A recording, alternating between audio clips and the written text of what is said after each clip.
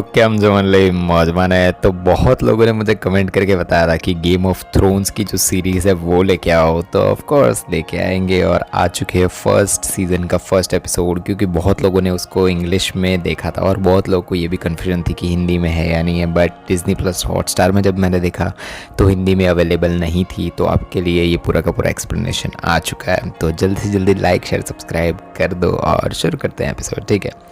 तो एपिसोड की शुरुआत में कुछ घुड़सवार होते हैं ना, उन लोगों को दिखाया जाता है जो कुछ गुफा जैसी चीज़ है ना उसके अंदर से बाहर आ रहे हैं। हर जगह बर्फ़ ही बर्फ़, बहुत ज़्यादा बर्फ़ दिखाई जाती है। वो लोग एक जंगल में जाते हैं, उसमें से एक घुड़सवार होता है ना, उसको कुछ अजीब सी चीज़ें आसपास उसको दिखानी शुरू हो जाती है। फिर वो देखता है कि उसके सामने खोपड़ी है, मरी हुई लाशें पड़ी हुई है, बहुत कुछ उसके आसपास दिखता है। वो सीधा भाग के अपने जो उसके लोग होते हैं ना, उसके साथी होते हैं, उसके पास चला जाता है। वो जाके सबको बताता है, उसने जो भी चीज़ें देखी ना वो सारी चीज़ें उनको जाके बताता है। वहाँ एक आदमी कहता है कि हमें वापस दीवार के पास चला जाना चाहिए। वो लोग वापस जाके देखते हैं, मतलब बोलते हैं कि वापस दीवार के पास चला जाना चाहिए, पर फिर भी वो लोग वापस जाते हैं जिस जगह पे ये सारी चीज़ें ना, वहाँ पे जाके देखते हैं तो जो भी चीज़ें होती हैं ना, लाशें और सब कुछ, वो सब कुछ गायब हो चुका होता है। वो लोग वहाँ पे जब देखते हैं ना कि मतलब तहकीकात कर रहे होते हैं कि यहाँ पे क्या हुआ था क्या नहीं, तो सब कुछ जैसा था ना वैसे का वैसा ही होता है। पर एकदम से वो आदमी के पीछे से जो इस आदमी ने सबको मारा था ना, वो आ जाता है और तलवार से उन घुड़सवारों का मार डालता है। सारे घोड़े भाग जाते हैं वहाँ से। वो आदमी जिसने सबको पहले ये चीज़ के बारे में बताया था ना, वो वहाँ से ये सारी चीज़ें देख के भाग जाता है वहाँ से। और वो भाग रहा होता है ना, तभी उसके सामने उसके साथी का जो सर होता है ना वो काट देता है। कुछ सेना वाले लोग उस बचे हुए आदमी को विंटरफेल जो मतलब चीज़ थी ना, वो जगह है, उसमें से ले जाते हैं। वहाँ से कुछ सेना वाले लोग उसके आसपास आ जाते हैं। एक आदमी एक छोटे लड़के को कहता है कि चलो ठीक से करो, पापा और मम्मी देख रहे हैं। कुछ लड़कियों को स्टिचिंग का काम करते हुए भी दिखाया जाता है। उस बच्चे से तीर ठीक से नहीं लगता, तो उसके पापा उसे कहते हैं कि प्रैक्टिस करते रहो। वो उस बच्चे को ब्रैंड नाम देते हैं, जो ब्रैंडन उसका पूरा नाम है, वो उस नाम से बुलाते हैं उस बच्चे को। पीछे से एक लड़की, जब वो तीर चला रहा होता है ना ब्रैंडर, तो उसके जगह पे वो मतलब ब्रैंडर से ठीक से तीर नहीं लग रहे होते हैं, तो वो लड़की जो आ रहा है उसका नाम, वो निशाना लगा देती है और वहाँ से भाग जाती है। मतलब जो ब्रैंडन है ना उसके पीछे भाग जाता है कि तुमने क्यों लगा दिया। उसके पापा का नाम है स्टार्क, नेड स्टार्क। एक आदमी आके खबर देता है स्टार्क को कि एक आदमी मिला है। वो आदमी है जो कल बच गया था, वो वही आदमी है, वो उसको बचाया गया है, मतलब मिला हुआ है। तो वो ये पूरी न्यूज़ नेड स्टार्क को देता है। वो कहता है कि नेड को मैं मतलब साथ में ले ले चलो, जो सारे लोग को जाना चाहिए वहाँ पे जाके। उसकी माँ केटलिन कहती है कि हमारा बेटा अभी सिर्फ 10 साल का है, उसे ये सब कुछ जो होने वाला है वो तुम मत दिखाओ उसे। वो आदमी बार बार बोल रहा होता है कि उसने वाइट वॉकर्स को देखा है, उसने वाइट वॉकर्स को देखा है। वो सारी चीज़ें नेड स्टार्क को बताता है, जो भी उसने देखा था और सब कुछ। वो सबके सामने उस आदमी का गला काट देता है, उसके बेटे ब्रैंडन के सामने भी। ब्रैंडन थोड़ा सा डरा हुआ दिखाई पड़ता है ये सब देख के। वो उसके पापा नेड स्टार्क को पूछता है कि वो आदमी वाइट वॉकर्स के बारे में पूछ रहा था, वो सच है क्या पापा? नेड जवाब देता है कि वाइट वॉकर्स हज़ारों साल पहले जा चुके हैं, वो मतलब जा चुके हैं, ऐसा ही बोलता है उनको। कुछ जानवरों को मरा हुआ दिखाया जाता है। नेड लोग उनकी तहकीकात करते हैं।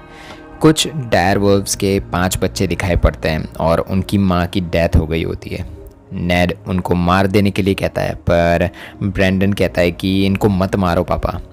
उनका मतलब जो बेटा होता है ना, वो कहता है कि हम इन बच्चों को ले लेते हैं, जितने 5 लोग हैं ना सबको एक एक करके दे देंगे। ब्रैंडन पूछता है कि तुम्हारा कहाँ है, मतलब जो स्नो है एक बंदा एक और है, उसको पूछता है कि तुम्हारा क्या है, कहाँ है। तो साइड में एक और मतलब बंदा होता है ना, वो जवाब देता है कि मैं स्टार्क नहीं हूँ, इसलिए मेरा कोई भी मतलब मुझे नहीं मिला है। उस आदमी का नाम है स्नो, उसे भी साइड में एक पपी मिलता है, वो भी ले लेता है। किंग्स लैंडिंग दिखाया जाता है, जो 7 किंगडम्स है ना उसका कैपिटल है। एक औरत और वहाँ पे एक आदमी की डेथ हो चुकी है। वहाँ पे एक लेडी और उसका भाई दोनों बातें कर रहे होते हैं। वो बात करती है कि तुम तो बिल्कुल डरते नहीं हो, और ये जो चीज़ हुई है मतलब शायद उन्होंने, जो आदमी मरा हुआ है ना उसको मारा है, शायद उन्होंने ही उसको मारा है। तो बोलती है कि तुम तो कभी डरते नहीं हो, भाई बहन है हाँ वैसे ये दोनों, बोलते हैं कि तुम तो डरते नहीं हो और ये सब कुछ बातें कर रहे होते हैं। उसका भाई जवाब देता है कि हम लैनिस्टर्स हैं, हम नहीं डरते हैं।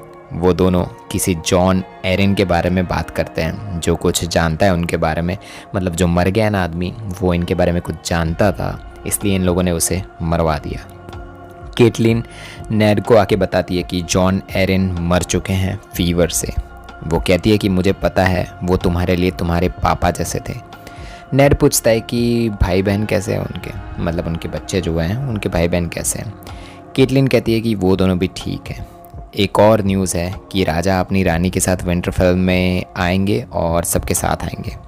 नेड कहता है कि अगर वो इतना दूर नॉर्थ तक आ रहे हैं तो इसका मतलब तुम भी समझ रही हो और मैं भी समझ रहा हूँ। तैयारी दिखाई जाती है उनके आने की।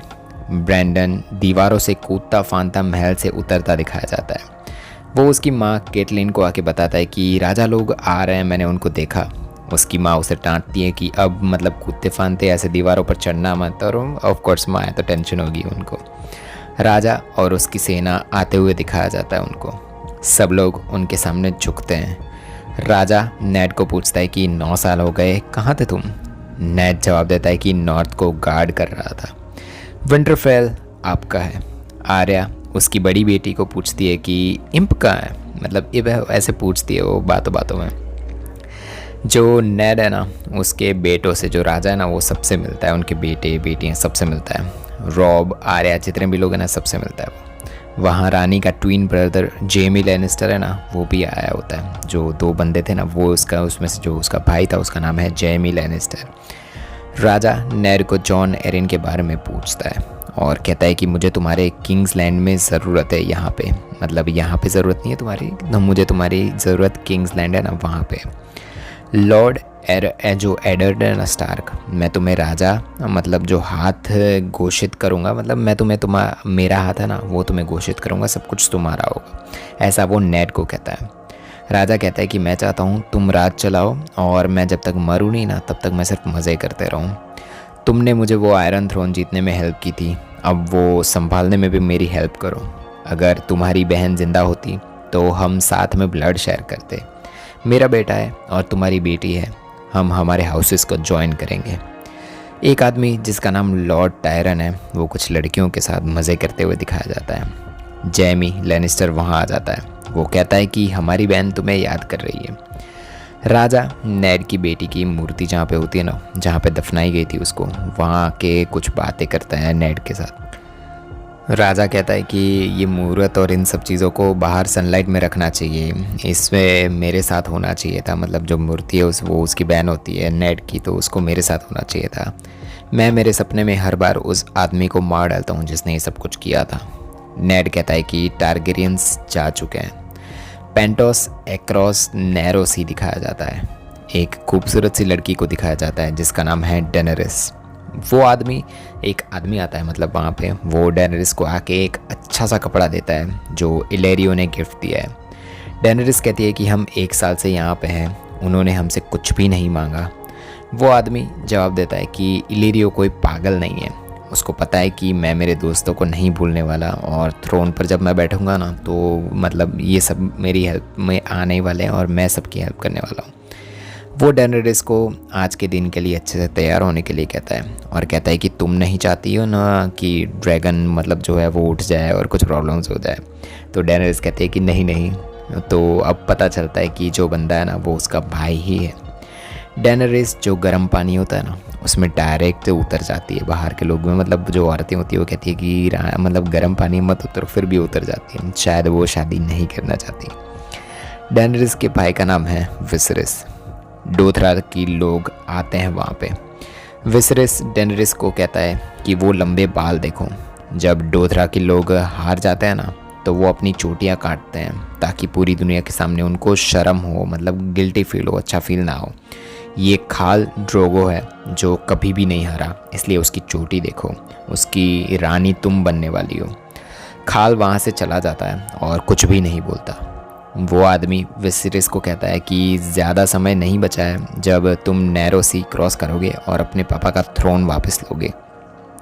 विसिरिस उस जो आदमी होता है ना, उससे कुछ बातें करता है और कहता है कि मैं उस रानी, मतलब जो कुछ भी हो जाए ना, इसे रानी दूंगा, मतलब ख्याल रोगों की बात कर रहा होता है कि मैं उसे रानी दूंगा और वो मुझे हेल्प करेगा आर्मी देने में ताकि मैं मेरा थ्रोन वापस ले सकूं। डेनेरिस कहती है कि मुझे उसकी रानी नहीं बनना, मुझे घर जाना है। विसिरिस कहता है कि हम घर कैसे जा सकते हैं, खाल रोगों की आर्मी मिलेगी फिर ही जा पाएंगे हम। सांसा स्टार्क जो बेटी है नेड स्टार्क की, वो देखें बहुत सारे लोग हैं ना जो राजा और वो सब होता है ना, उससे बहुत ही ज़्यादा इम्प्रेस होती है और वो उसकी माँ केटलिन को पूछती है कि हमारी शादी कब होगी, मतलब उसकी और जो मतलब आया ना राजा का बेटा, उससे कब होगी। केटलिन जवाब देते हैं कि तुम्हारे पापा ने अभी तक हाँ नहीं बोला है, उन्होंने हाँ बोला तो उनको घर में छोड़ना पड़ेगा, मुझे भी छोड़ना पड़ेगा और उनको यहाँ से जाना पड़ेगा। सांसा केटलिन को कहती है कि प्लीज़ पापा को बोलो कि वो हाँ कर दे शादी के लिए। बहुत सारी दावत दिखाई देती है, बहुत लोग खुश होते हैं, वहाँ पे मज़े चल रहे होते हैं। स्नो अपने अंकल बेंजन से मिलता है बाहर, जो उसको अलाउड नहीं होता है, मतलब बाहर होता है, उसको दावत में अलाउड नहीं होता है। बेंजन पूछता है कि दावत में महल में क्यों नहीं आए तुम। स्नो जवाब देता है कि जो लेडी स्टार्क है ना, उनको ऐसा लगता है कि ये अगर मैं आऊँगा ना तो शायद रॉयल फैमिली की जो है ना वो इंसल्ट हो जाएगी। बेंजन कहता है कि तुम्हारा हमेशा वेलकम है वॉल पर, मतलब दीवार पर।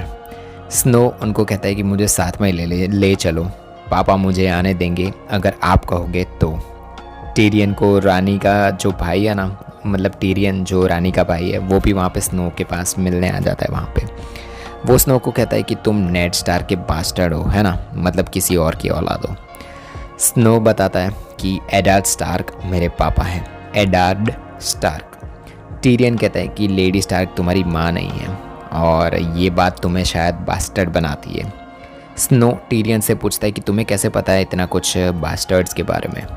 टीरियन जवाब देता है कि मतलब जब बौना होना, मतलब मैं अपने पापा का एक बौना बेटा हूँ, तो ऑफ कोर्स मुझे बहुत ही ज़्यादा बास्टर्ड वाली फीलिंग बचपन से दी गई है, तो मुझे तो सब कुछ पता है। सांसा रानी से जाके मिलती है, रानी और दोनों के बीच में कुछ बातें होती है। रानी तारीफ़ करती है कि वो कितनी खूबसूरत है, मतलब जो सांसा है वो कितनी खूबसूरत है, वो सब कुछ बताती है।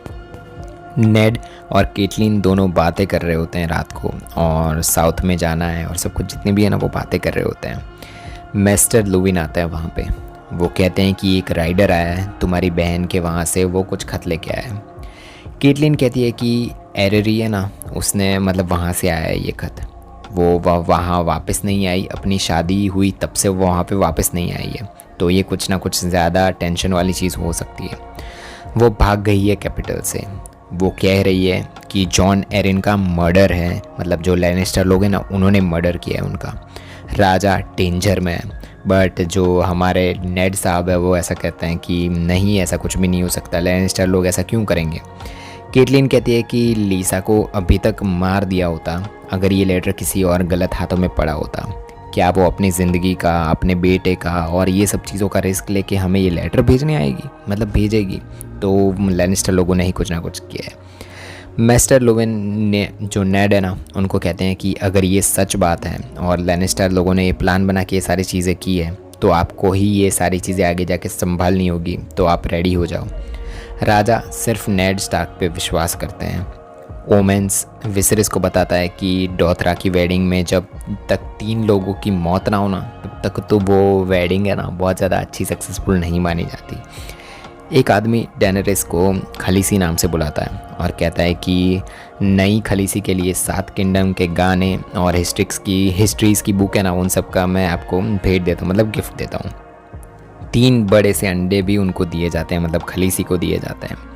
ओमेन कहता है कि ये अंडे असहाई से आए, मतलब आगे एक शैडो लैंड्स है ना वहाँ से है। ये पत्थर बन चुके हैं पर अभी भी ये बहुत ही ज़्यादा खूबसूरत है। खाल खलीसी को एक खूबसूरत घोड़ा भी देता है, वो उसे समुंदर के किनारे ले जाता है और वो कुछ चीज़ें करते हैं। खलीसी थोड़ी बहुत नहीं करना चाहती चीज़ें, बट खाल क्यों मानेगा भाई, वो मतलब उन दोनों के बीच में थोड़ी बहुत चीज़ें होती है, आप समझ ही रहे हो। ब्रैंडन वापस महल पे चढ़ना शुरू कर देता है, मतलब वही उसकी मस्ती वापस शुरू हो चुकी होती है। वो एकदम ऊपर चला जाता है और देखता है कि रानी और जो लेनिस्टर ना, जेम लेनिस्टर, वो कुछ वो वाली चीज़ें कर रहे होते हैं, आप समझ रहे हो। वो भाई बहन है पर वो दोनों चीज़ें ऐसी कर रहे होते हैं। लेनिस्टर वो बच्चे मतलब ब्रैंडन को देख लेता है। रानी कहती है कि उसने हमें देख लिया, तुम्हें कुछ ना कुछ तो करना ही पड़ेगा। और जो लेनिस्टर है हमारे जेम भाई, वो ब्रैंडन को ऊपर से मतलब महल से नीचे फेंक देते हैं। और ऐसे ही एंड होता है एपिसोड 1 का। बहुत ही बढ़िया एपिसोड था। फैमिली के साथ मत देखना अकेले देखना, 18+ हो तो देखना। मिलेंगे नेक्स्ट एपिसोड में, तब तक के लिए बाय बाय।